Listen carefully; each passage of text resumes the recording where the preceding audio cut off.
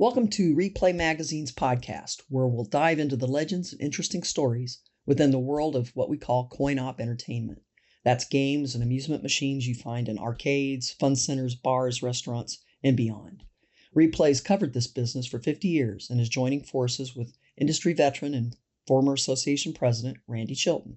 He is Chief Revenue Officer for National Entertainment Network, owned by Japanese amusement giant Kittleton Genda. And now, here's Randy and this month's RePlay podcast. Welcome to the latest podcast with RePlay Magazine. Today, we're lucky to have an industry legend who everybody knows by name, and that is Frank Seninsky, better known as Frank the Crank. He has authored literally thousands of articles and speeches. He's been president of all the associations. He's a industry Hall of Fame inductee, and he spent his entire career on the leading edge of technology, and he's opened new businesses, been one of the larger operators in the United States, and made innumerable contributions to his fellow operators through his lobbying efforts for causes that didn't personally benefit him, as you'll hear in many cases. And you'll also hear a little more reflective Frank, which gives some incredibly valuable advice that would behoove all ages to listen to.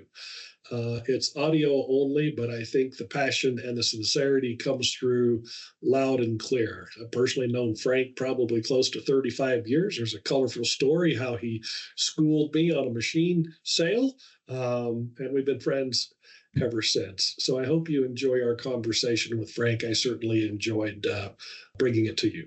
Thank you. Hey, thank you for jumping on. This is I've been looking forward to this all week. So I was going back.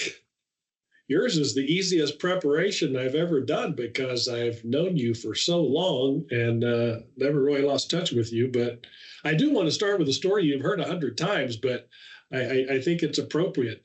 I remember being in my office in Wichita, Kansas, and you know the story. We were selling Trons for $1,200 a piece, and Carlene, our receptionist, said, "Hey, Frank the Crank, line one."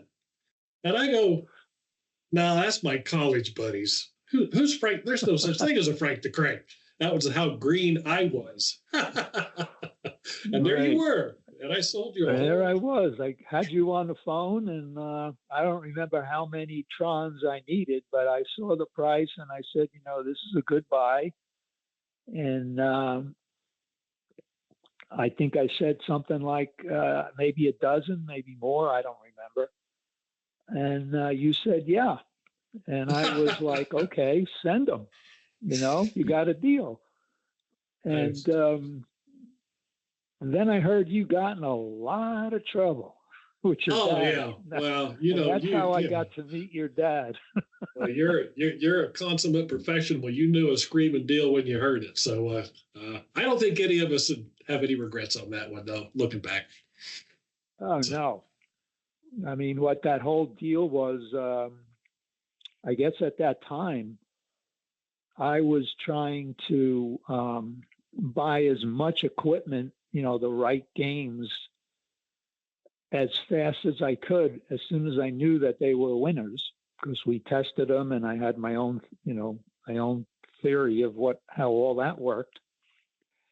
And when I saw the Trons, I said, God, I could use, put one of these in each of the top locations and run it for who knows. And then we already projected what we would sell it for, and it was all set up. And you shipped them to me. And then I remembered you called me and you told me the truth. You said your father was after you because how are you going to get paid? I said, send me an invoice and I'll pay you. I got the money sitting right here. Yeah, I didn't know how to collect money. I was at your mercy. Well, it all ended up fine, but that was pretty funny. That was a real learning experience for me. So well, it's a way to get introduced. I guess you found out that I was basically honest, and you were, you know, I guess you were grateful, but I was also, happy to make a friend. Well, that's a funny story, and that began a very long friendship that I've enjoyed a great deal. Same here. We have something else in common. I learned, one of my favorite things about having conversations like this is I actually do a fair amount of research, and I learned things about you I did not even know. And this is what we have in common. First of all, you were a beta in college, which means you're a really smart guy. Beta Pi. Those are the smart guys, for those that don't know. So note to self, I only take in the really smart guys, but I was a Sigma Chi right next door on those campuses. And I too set 2 or 3 machines in the fraternity house as my first experience being an operator. Uh-huh. You were just smart enough. You were just smart enough to go do it, and a lot of them I just did it in one. we did hundreds of them. That's what I was reading, and I think I had an 8-ball deluxe, an asteroids, and a Pac-Man, and I didn't know enough to pay anybody commission, so I didn't do that. And all I know is I think in college I ended up loan sharking to my buddies. Oh, hey, you were smarter than me. I just gave them the money. You just gave them the money. So that's really kind of how you got your start in this, isn't it? For sure. It started with a Gottlieb North Star that I put into my Beta Theta Pi fraternity when I was I guess I was a junior. And I was at, one of the meetings. We had these secret meetings in, special door and all that stuff where we all sat like, in these mahogany benches. And the 2 criteria, I guess, for our fraternity was, number one, we got to have the best Friday night parties on campus because we're an all-boys college, Stevens. And number 2, we need money. So I just raised my hand and I said, I got an idea. I don't know if you accept this, but I can get a pinball machine and put it in here and we can make some money on it. It'd be great for parties, and maybe that'll give us an edge. And sure, they said, yeah. So my brother, who was 4 years younger than me, he's in high school, and he was reconditioning machines at the time. He worked in Palisade Amusement Park in Cliffside, Palisades or Cliffside Park, New Jersey, where we grew up.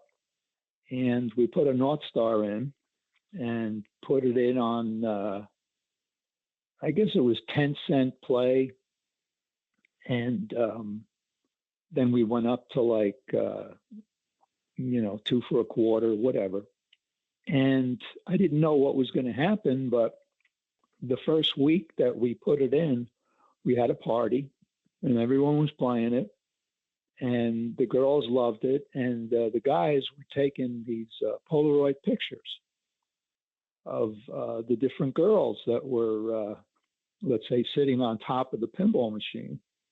And that went viral over campus and to other colleges. Today we have the internet to do that, but there was no internet back in 1960. How does something go viral in the 60s?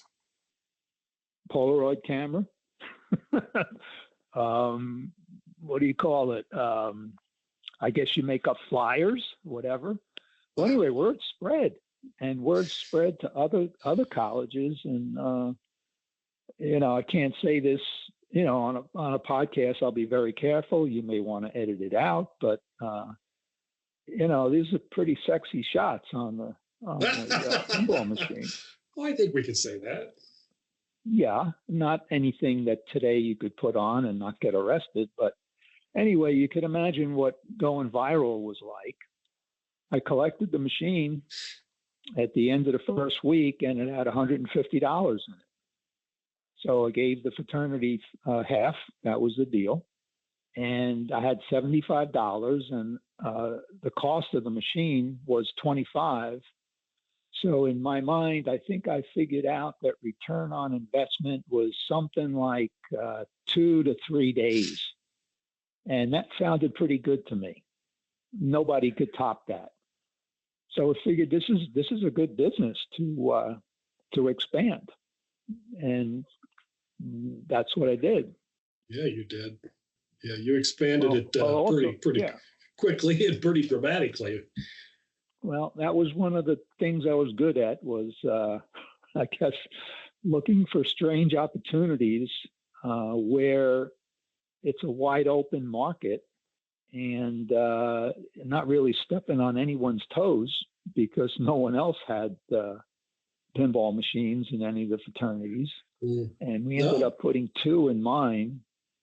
And it didn't take long before, I was making about $3,000 a week. Right. No, that was a big deal for them. Nobody else would place those machines for them. So that was a pretty cool deal you did. Yeah. No, service was tough. And my brother Richard, who was probably one of the best mechanics in the world since he started at 12 years old, he taught me really the finer points of, reconditioning the machines and servicing them. And that's what I did for the first few years of, being in business, even while I'm going to school and going to graduate school and had a full-time job with a public service electric and gas company. And somehow I learned how to be a workaholic, that's for sure.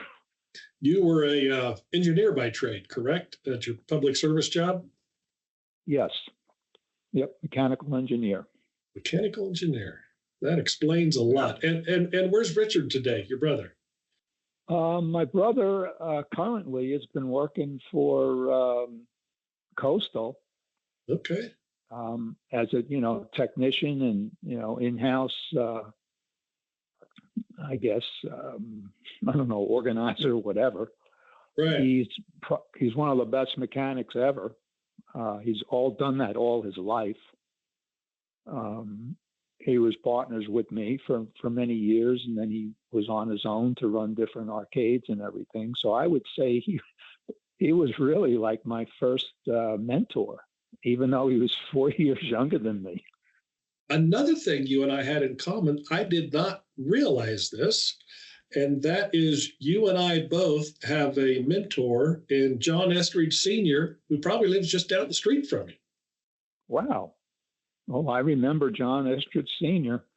He's down there in Naples with his wife, Sandra. And remember him well.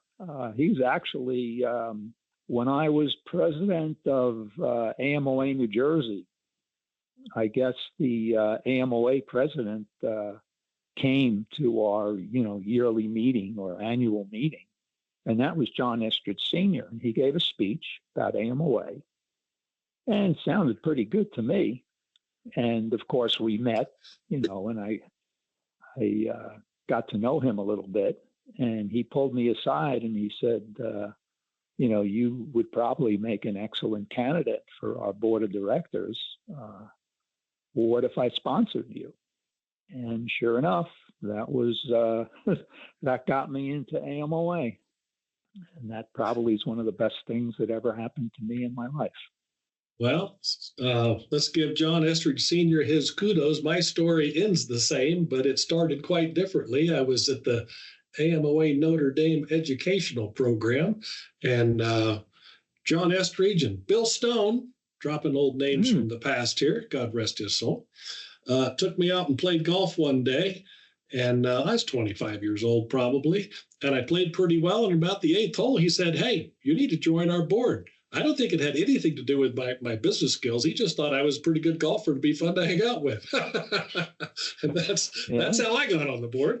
I took my golf clubs. Well, it did you well. Golf was not my best. I couldn't give up the time to play golf. I couldn't even play 2 holes in between what I was doing. But I do still hold the record. I believe that AMOA grandfathered me in with a 50 handicap. And with that, I was able to figure out mathematically how I could actually win. And also, I could tell you I have the longest tee shot ever in AMOA history. I think I still hold that to this day. Were we at the airport or what? No, I didn't really know how to set a ball on top of a tee, but I remember that this is a windy day, and I was with Jack Kelleher, and I wanted to hit the ball as far as I could, as hard as I could, and I really, really, gave it my best baseball swing. And the ball actually went up, 3, 4, 5, 6 inches straight up in the air and then came right down. But the tee went about 60 yards. Oh. And so that is the longest tee shot. Oh, no, that's funny. That's funny. I missed that. That's a pretty good one. Hey, you had some pretty special partners in your career, Joe Camarado and then Jerry Marola. Tell me how you all three got together and did such great things. Well, Joe was a great story. I had these college game rooms, and usually at each school, I would, try to pick out a student who looked like, they were in the game room a lot, and give them these things called red quarters, which were quarters with red nail polish on them. Give them a roll of those so they could play all the games and write up a report for me of the things that needed to be done when I got there, and leave it for me, or be there when I'm collecting and help me. And I had 50 or 60 of these kids at each school, and who would, help me, because when I got there, I had to collect.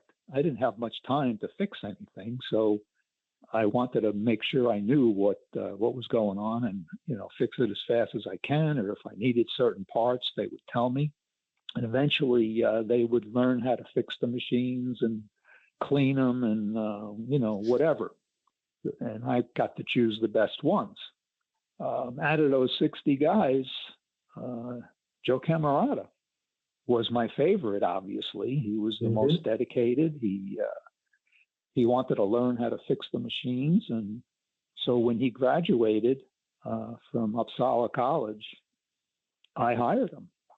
And he came to work for my company and stayed and lived in my house for a few weeks as I taught him how to repair pinball machines and other things. And we became like best friends from that point forward. And then when I bought my brother out, Joe became a 20% partner until my brother was paid off completely. And then we just took it from there. And we've been together. We always make a joke about it, saying that, we go from, girlfriends to wives to ex-girlfriends to ex-wives, and all through our history of 50-something years, we're like a married couple ourselves. It was, it lasted longer than anything that we've ever had. Just incredible, and always there to look out for each other. And then Jerry brought the financial acumen to this conversation to the company, didn't he? Yeah, we were looking for a chief financial officer, actually, and so me and Joe and my brother at the time were figuring, how are we going to do this? So I had met Jerry. He was my banker. He took over for my, the guy that was in charge of our bank and, the loans that we had. But he took that over, and we got to know each other, and he seemed very interested in, our company and how we're growing and what our needs are. And of course, he loaned us money, which was nice. And then one day he told me that he would like a chance to run a company. He's tired of being a banker. It's boring. I said, we're his like most exciting account. So the good part about that was that he was 15 years younger than me. And I figured if this works out, maybe he'll take over when me and, Joe is 4 years younger than me. So 15 years, that's pretty good. So that's how it all came together. And later on, I got this deal that was just unbelievable. I did my own consulting for, several years on the side and, as part of Alpha, and I enjoyed it. And I got this one deal where I had to build or work with, build 3 major entertainment centers and also coordinate with 18 to 20 different indoor, outdoor go-kart places with all their technicians and train them and this and that, and came up with this formula that I would work only 1 day a week doing this because that's all the time I could give. And we worked out what my daily rate would be, blah, blah, blah. We sold them all the equipment on top of that. And at the end of the year, for all the time and everything I put in, we added everything up. And it came out to be like $800,000 in consulting money. So I figured it's time to start a consulting company officially. So that's unbelievable. That over. Holy cow! And that became amusement entertainment management. Amusement entertainment management. Yes. There you go. And of course, we've never had a client or a payday like that. But of course, usually did these centers one at a time instead of, working for a whole major company. But wherever that opportunity was, we usually jumped in and tested it. And if it worked, we found ways to expand it, which is the only way I know how to run a business. Yeah, there's a whole bunch of game room and family entertainment center experts in the industry today, but I think you guys were probably the first. One of the first, yeah. Mm-hmm. I also figured we were the best, believe it or not. I guess you have to believe that. Success speaks for itself. Yeah. But also, I guess, what was I going to say? Oh, whatever the subject was, I have this, I call it a flaw or a fault, where I always wanted to know everything about it before I would either write about it or consider doing it. And that takes a lot of time and a lot of effort, and you have to ask a lot of questions, and you have to go to a lot of people to get a lot of answers for. And of course, AMOA all over the country and all the operators that you meet over the years, that starts to add up, and you have a good source of, information. And you add that to distributors, you add that to manufacturers. And I guess in a week, I could probably learn enough about a subject to be able to write about it. And that was one of my flaws. I spent too much time learning every facet of it, and you run out of time. It's just a phobia that I had, which I guess I take it as a fault. You have but didn't that end up being part of your success, that you just became the expert on things that you were involved in? Yeah, it had a lot of positives to it. Yeah, but I also wanted to upgrade the industry. Anything that I did, the purpose of it was to raise the level of the industry and give operators or clients, whatever, entertainment centers, the most opportunity to succeed. So, that just keeps growing and growing. If that's your main goal, a lot of times what I learned, I didn't use for my own company. I gave it to everyone else and created my own competition, or made my competition better, so to speak. So we look back at that and said, I should have been a little bit more selfish, but I just couldn't. That wasn't me. And that's not what AMOA taught me. And I think you could back that up. I remember my first years at AMOA, we spent a lot of time trying to make sure that, cigarette machines would be not be thrown out of, wouldn't be closed down or heavily taxed. And, that we also lobbied for so many things that really had nothing to do to help my business. I think I had one cigarette machine just to see what it was like. But, video lottery was another thing where I spent, so many years working on that and, almost pulled it off in New Jersey. Actually had a handshake from the governor on a Friday that we had it, and Monday we didn't. But we would sit back and say, Frank, what are you doing this for? We don't have any locations. If you get it passed, we're not going to make a dime. Right. And I said, yeah, but that's what the operators want. That's you giving back to the industry. Right, exactly. It always comes back tenfold when you do that. Yep, there's that benefit too. And Joe has, followed in my footsteps, I guess. He's done the same thing with AAMA and, just received last night the major award there. Right. And the whole thing, the Hall of Fame, you name it. He's done it in 15 years. And they always told me that, he said, Frank, whatever you did for AMOA, I want to now do for AAMA and the industry. Yeah. And so it was like the full circle. We could have a month of podcast just with people in your company, including Joe and Jerry and maybe your brother. I mean, got a lot of great people that you guys have worked with over your career. Oh God, there's plenty that we trained, and there's plenty of mentors. My basic mentor, since 1980. So now you're talking 20, 45 years is Bob Casheen from Petson. Well, that's interesting because, we did this with him a month ago or so, and he said the exact same thing.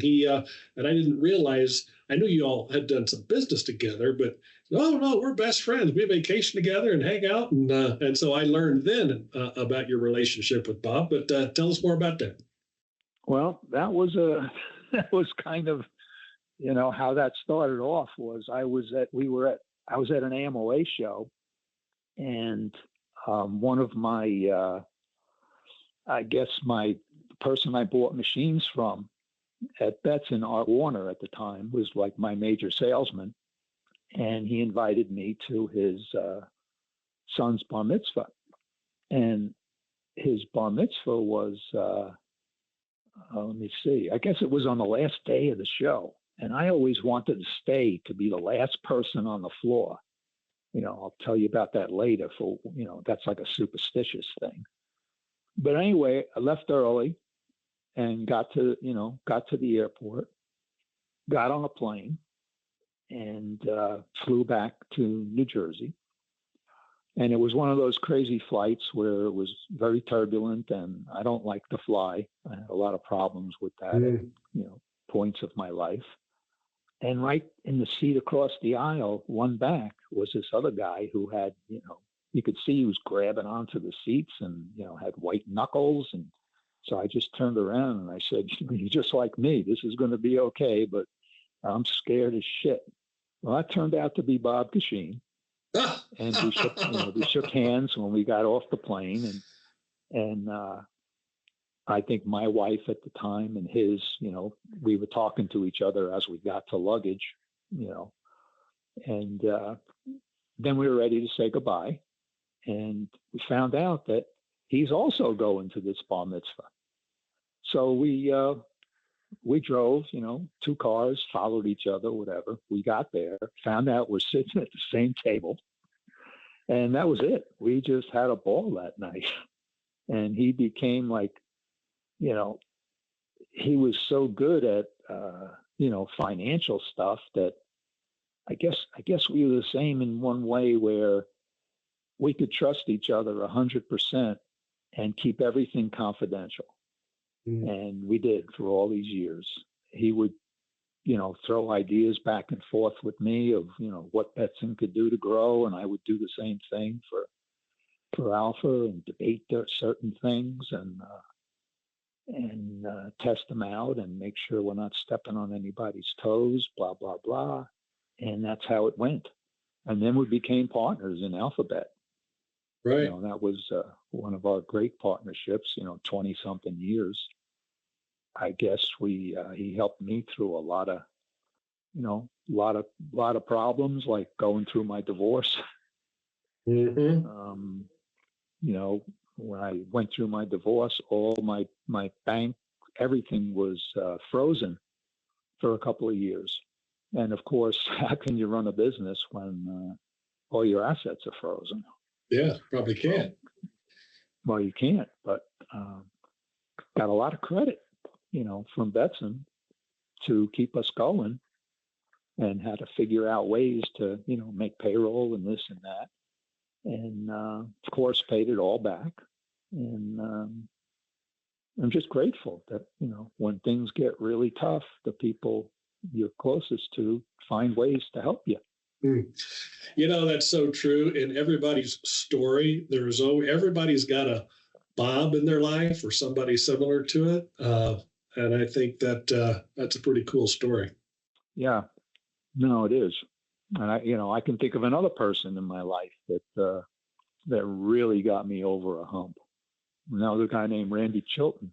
Oh, what happened to me was, and again, I don't want to get anyone in trouble, but when I went through my first 3 years of AMOA, what they told us when you got on the board was you have a class of 10 people and 3 of you are going to make vice president. You work hard, do something for the industry, and, it's the way the deal goes. Well, the first thing that happened in our class, and I don't know if you remember, we had a guy named Whitey from Alaska, and he died. Right. As sad as that is, now my class had 9 people in it. Right. So I figured, chances are pretty good. So, and we didn't have these big brother things at that time, to anyone to help you. You were on your own pretty much. Mm-hmm. So I did a lot of things that I thought were, important, like, lobbying and standardization and getting the manufacturers involved and moving that forward and doing these pinball and game tournaments in Washington, D.C. and raising my own money and this and that. Did a lot. Also went to, many of the state shows and gave seminars to operators, and at the different state shows, and all of a sudden I find out that I'm off the board at the end of 3 years. I didn't make vice president. And I guess I couldn't believe it. I was saying, wow, this is weird. So there was a few other things going on at the time that, I thought were wrong. And if I could, correct them or make them better, I tried. I think I was right still today in all of those aspects. Probably. But I decided that I would do something else. I'm not coming back on the AMOA board. And I know that pissed a lot of people off. And they would always ask me to come back. And then one day I got a call from, I guess both, or you and Tammy, Norbert Paulson. You guys were, I don't know who came first, but one of you're both going to be president, obviously, or you follow one each other. You had a lot of work to do.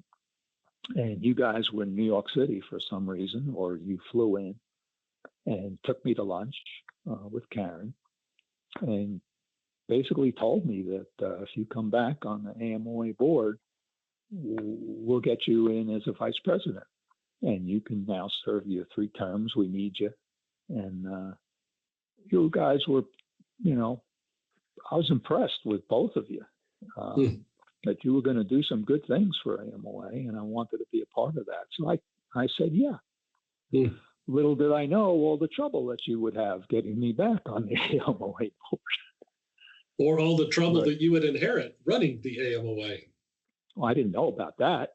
Well, that was a turbulent time transitioning from one management company to a standalone association, and had some financial. It wasn't like today. We were having a hard time paying our bills during the time you were officer of the AMOA. All right. Well, this is before. I remember things like you guys tried to nominate me, and then I didn't get the votes, and everyone came out of the meeting, telling me that that they're sorry that I didn't make it, and they all voted for me. And I'm thinking, Jesus, if you all voted for me, how many of you are lying? You can do the math, huh? Obviously, I'm good at math. And then I remember you did something else. You got me nominated from the floor at the last minute and pulled off one of these gems. And all of a sudden, I'm a vice president. How about that? So I owe it to you and Tammy. And I also remember that you were trying to figure out what I could do, special. Mm-hmm. And whatever job you gave me, I think you gave me some, I didn't know it at the time, but you gave me some title like, for international liaison to different associations around the world. Hey, that's a big time title. Yeah, I took it seriously.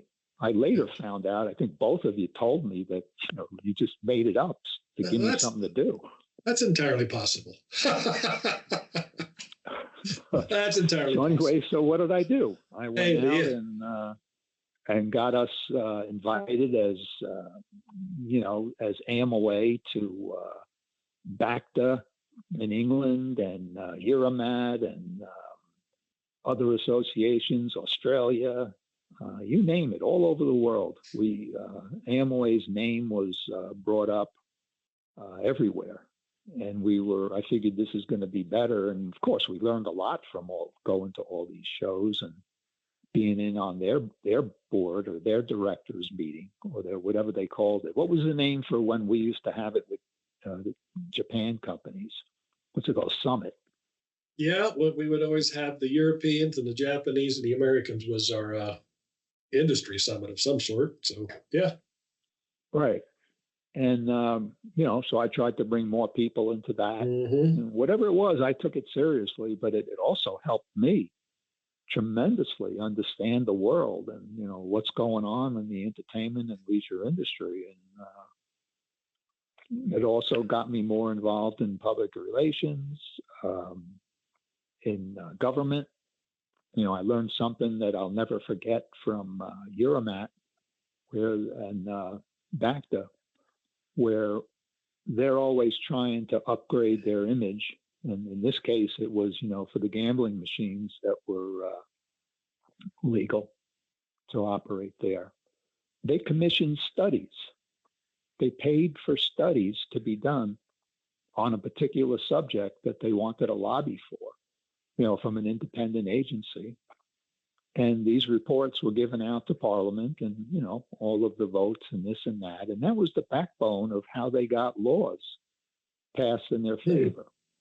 Right. Now, of course, fast forward to the Steele dossier and all the other things that are going on in our lifetime. I learned that, 50 years ago, or 30, 40 years ago. And hopefully, pass that on. But that's pretty much how business is done. It is, isn't it? Oh, yeah. But like the pharmaceutical companies do it. They all do it. The auto industry does it. I tried to teach that to AMOA that, you want to get something done. It's nice to start with a study and then you got something to throw at the legislators. Yeah, you spent a lot of time lobbying for a lot of different issues for our association over the years. Yeah, I learned it from you guys. But then I perfected it and then took it national, for about 4 or 5 years, with all of the senators and congressmen and governors and I went to just about everything and learned all the different, tricks and how it works, and then started going around the world. I got to one point where I went to some event, I think it was in Las Vegas, and there's a lot of people there. And there was one senator. Well, this person, he didn't have a badge on or anything. We got to talking and were joking around and became good friends. And he finally told me who he was, that he was Senator Haller or something from Nevada. So I said, oh my God. I said, I must know 98 senators. I never heard of you. He went nuts. He's going around the room. That's impossible. I've done so much for the industry, blah, blah, blah, blah, blah. And when he got done, I said, I'm just playing you. Of course I know who you are. Oh, no, that's funny. But he introduced me to so many more people. It was incredible. Same thing happened with DeSantis. I'm down here at some other convention, and I see this guy, and he's off to the side. I walk over and talk to him and spend 20 minutes with him and find out that he's thinking about running for governor of Florida. We got to be friends, and we talked again. I saw him again, and, gave him some ideas of what I thought of how he could make it, and blah, blah, blah. And he wins. It just got back to me that this goes back to why I wanted to always be the last guy on a trade show floor. I had this superstition that the last two people on the floor should meet each other, because there's a reason they're the last two people on the floor. And that's where I got some of my best clients. They're wandering around until the last minute, and here I am, and you just start walking towards each other, and boom, you got something to talk about. And, I met some of my best friends that way in the industry. That makes perfect. Walking up to somebody. I've never thought of that. Be the last guy at the trade show. You're probably the two hardest working people in the building. That's exactly. I thought it was a superstition, but it's not. Now that I look back at it, it's almost like a talent. It's you can sense each other, and I always believed in that. No, I've been doing this a long time, and I was never the last one off the floor, and but that makes perfect sense. I think of another story. I don't know. We were at some AMOA meeting, and not to make this an AMOA podcast, but I don't know why in the world you and I decided to rent a house together. I think it was Arizona, but we rented a 3 or 4 bedroom home. There were a few of us. Do you remember bunking with me in a home in Arizona at one point? One of these AMOA meetings? Vaguely. Well, here's what I remember. Here's all I remember about it. When I got up in the morning, you were up and you were checking your email and you were working on your computer. And when we went to bed, you were on that computer till I don't know how many hours of the night. And I went home and I told my wife, I said, I think I just spent a few days with the hardest working guy I've ever met in my life. Well, that's you. Yeah, that's one of the problems. I just worked too hard, and I learned a lesson about that. Well, 2 lessons, actually. Later on in life, I should have known them earlier. Number one, I should have spent more time with my family and given up something. And that got back to the problem of always wanting to help everybody and do the best I could, which was nearly perfect, had to be perfect. So the things I learned from that is, number one, in order to be successful, you have to be able to delegate almost nonstop. And the people you delegate to, if they can do, 85, 90% of what you could do yourself, you should make it a rule to delegate it and move on to something else. And the other thing I learned later that I should have known earlier was how to say no. And I didn't learn that until I was about 65. I never said no. You wanted something, I tried to do it for you. And It's the same problem with getting too involved with your consulting clients and trying to help them, go above board and do better when you should just do your job that you're paid to do as best you could, give a little bit more, but don't go nuts. Well, that's a great point. You've got a lot of younger people in the industry probably will listen to this, and I'm thinking I hear some pretty sage advice that earlier in your career, I think I'm hearing you talk about prioritization might have got a little out of whack, and ability not to say no might be. Do we put those in the column of regrets? Yes, those would be either flaws or regrets. Yeah. But it also limits your personality. I mean, I go back and think that, we built our route up to be, in like 40 something different states.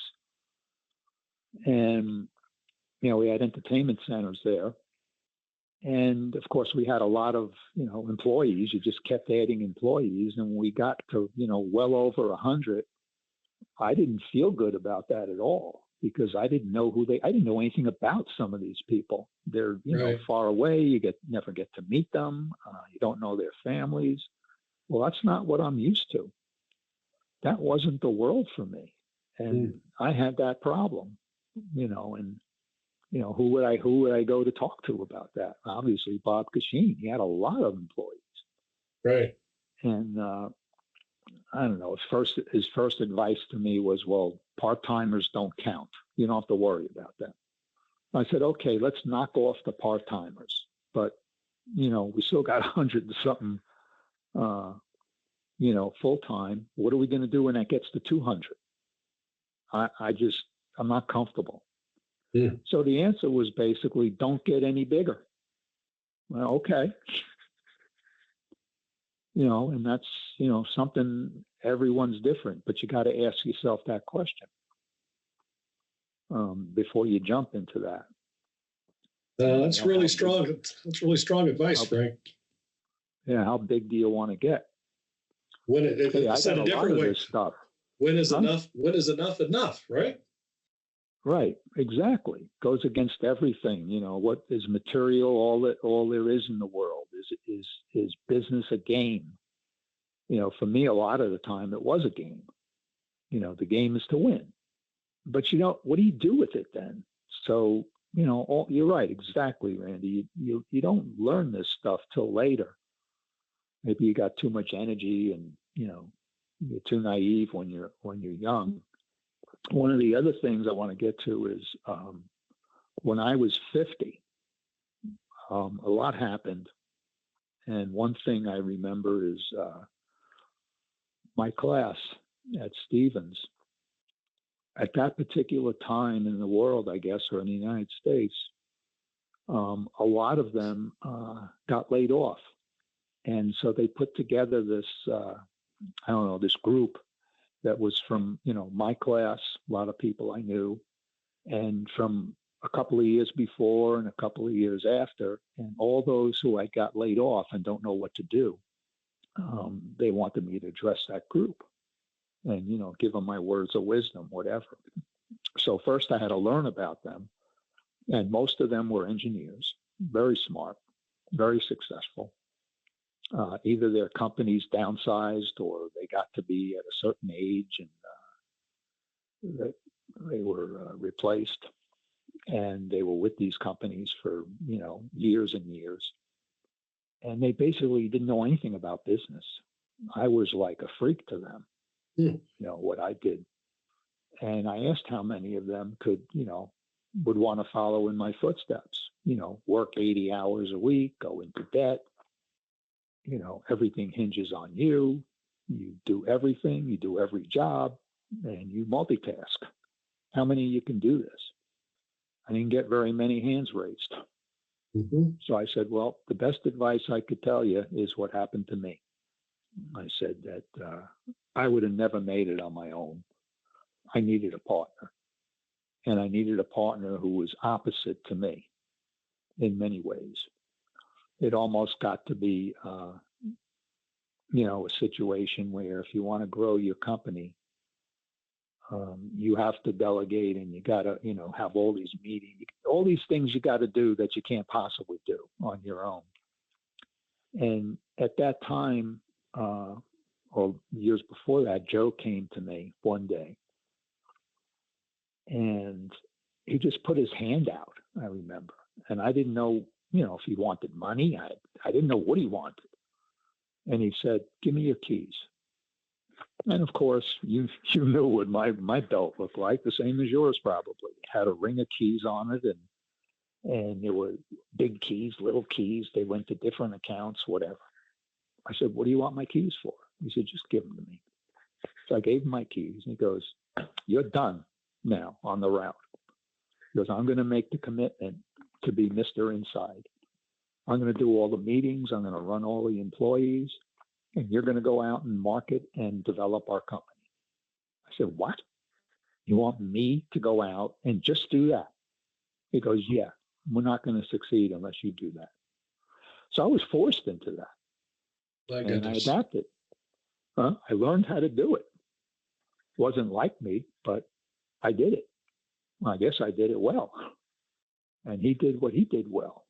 And so I told these people, these classmates, I said, every one of you in this room here seems to me that you're not capable of growing a business. You could open a store, and do that, or you could be a, small route operator, or, whatever business you want to be in, a restaurant business, whatever. You're just going to have one location, because once you get to the second one, you're dead. Find a partner that's opposite you, that has the ability to, all the talents that you don't have, which basically is like being an extrovert and being a salesperson and, whatever, anything but an engineer. And if you can find that partner, that's when I would say that you invest your, your money, or take out a loan or whatever. And I thought that was good advice for them. And some of them followed through on it and were okay. And of course, a lot of them, just went back and took any job they could get. So you were speaking to your peers, or you were speaking to college kids? My peers. Your peers. Yeah, they were from my class of 71 or 72, 73. But they didn't want to work as hard as you did. Well, no, some of them would, but they were incapable of growing the business, is what I was trying to tell them. It would be much easier if they had a partner. Right. Opposite them. That's what I was trying to get to them. But they didn't have that. What do you call it? It's a gene or a DNA thing that I think I inherited from my family, and that's being in business. Entrepreneur maybe is the best word for it. I should have used. Right. That's something that, what is it, 1% or 1/10% of the people really have that gene? No, being on both sides of it, it's a unique skill set. It's not for the weak of heart. Being an entrepreneur is all in move. It's right, special. And they didn't have it. Obviously, if they were engineers for 20, 30 years, they didn't have it. I knew it. They knew it. And they were scared. Right. So I thought that was like the best advice I could. But everyone in my family really ran a business. That's who I was surrounded by.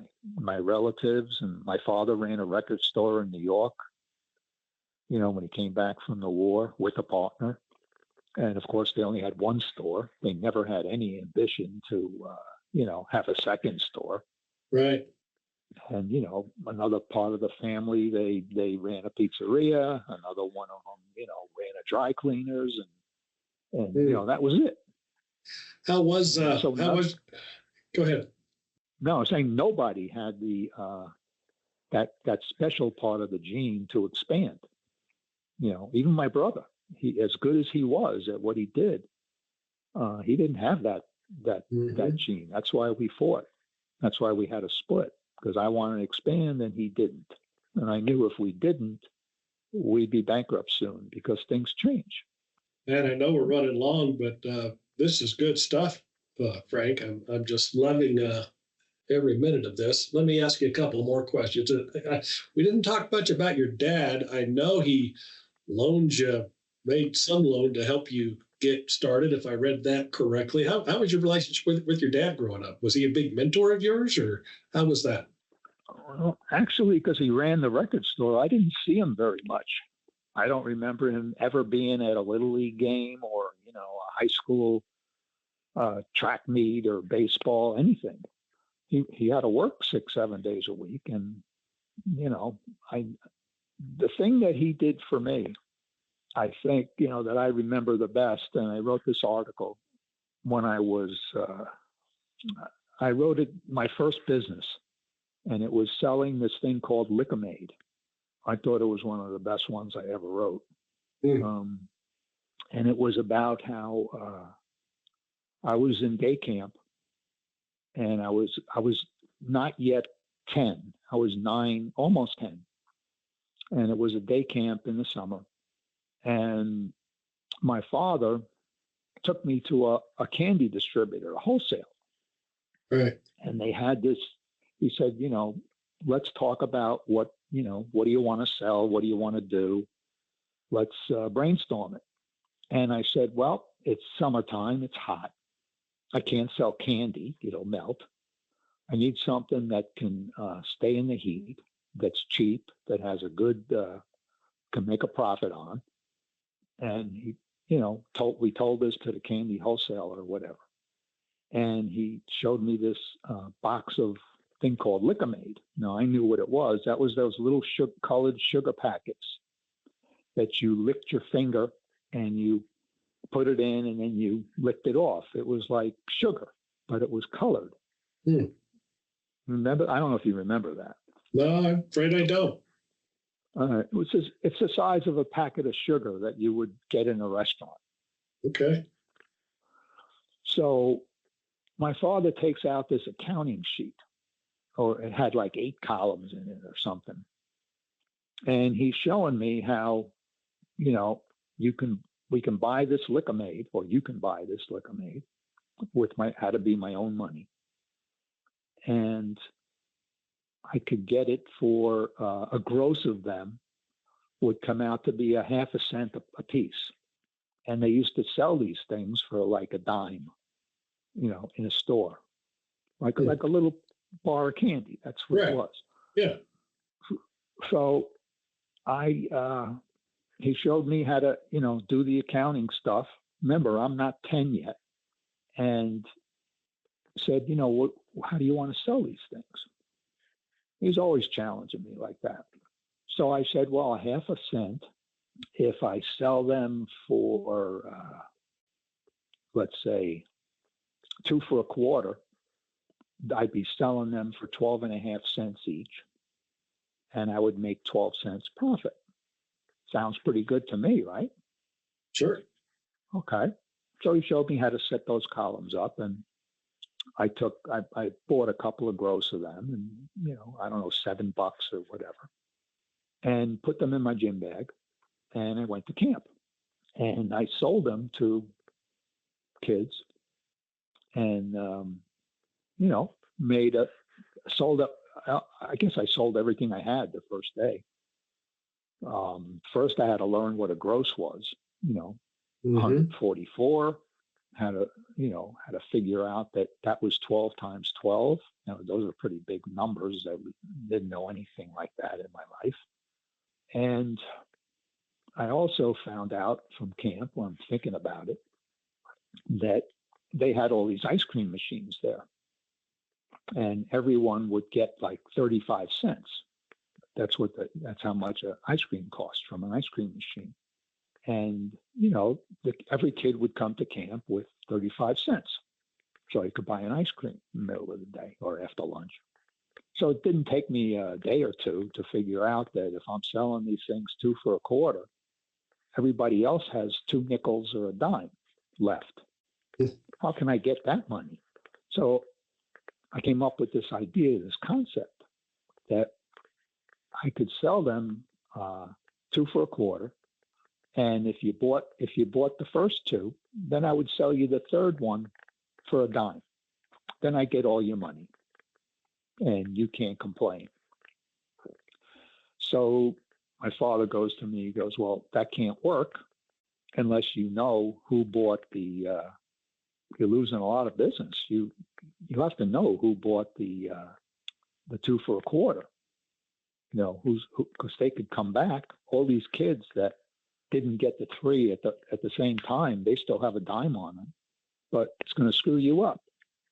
So I thought about it, and I said, yeah, but I know who my customers are. He goes, how could you possibly know that?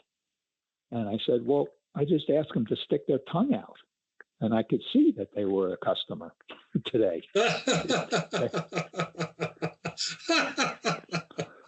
So you're laughing, but when I did that, you have to now fast forward, 50 years, and that's like the whole marketing system for, debit cards and everything.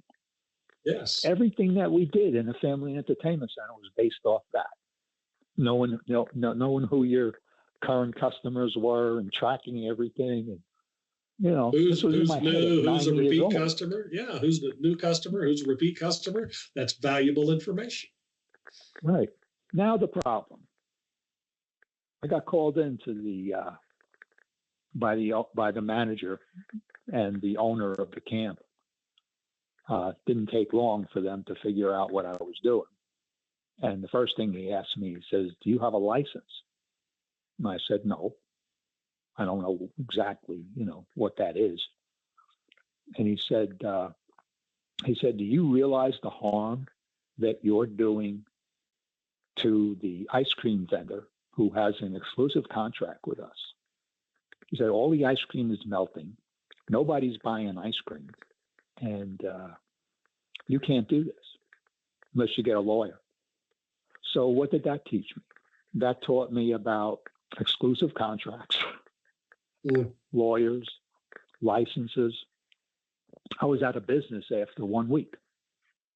Wow. What a valuable lesson you learned at 10 years old. Yeah. Well, I learned more because now I come home, I'm almost crying that, this is terrible. I have all this liquor made, what am I going to do with it? So my father says, well, why don't you just eat it? And I said, well, no, there's too much, too many.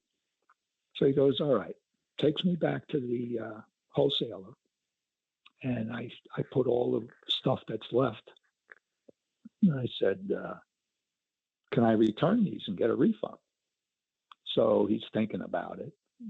And he finally comes up with this proposal. And he says, I'll charge you a 10% restocking fee and give you your cash back. I said, I'll take it. That's good. But of course, at 10 years old, I didn't know that my father and him were like winking at each other.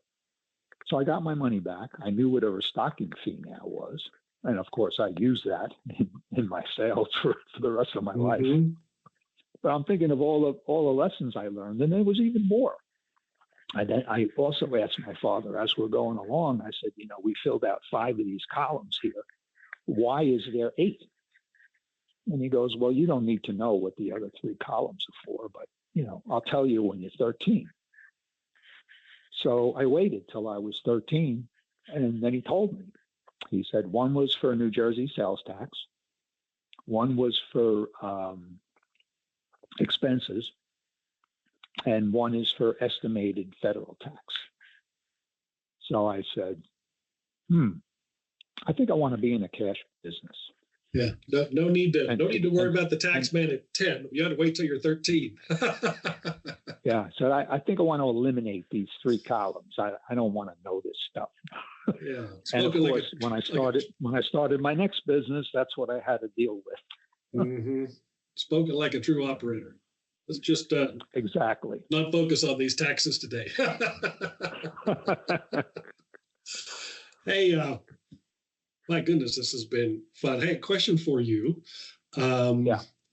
So you've been president of AMOA. You were a founder of IALEI. Am I saying that correctly? Yeah, IALEI, and also got to be president of that.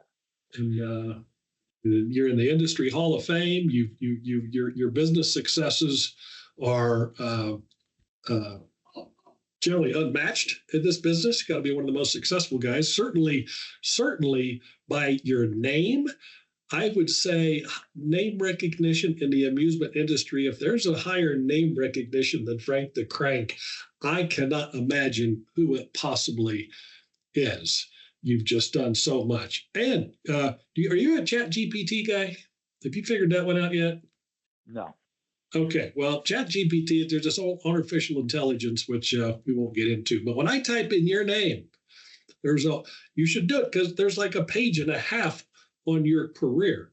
And one of the things it says is you've written over 1,600 articles and done over 400 seminars.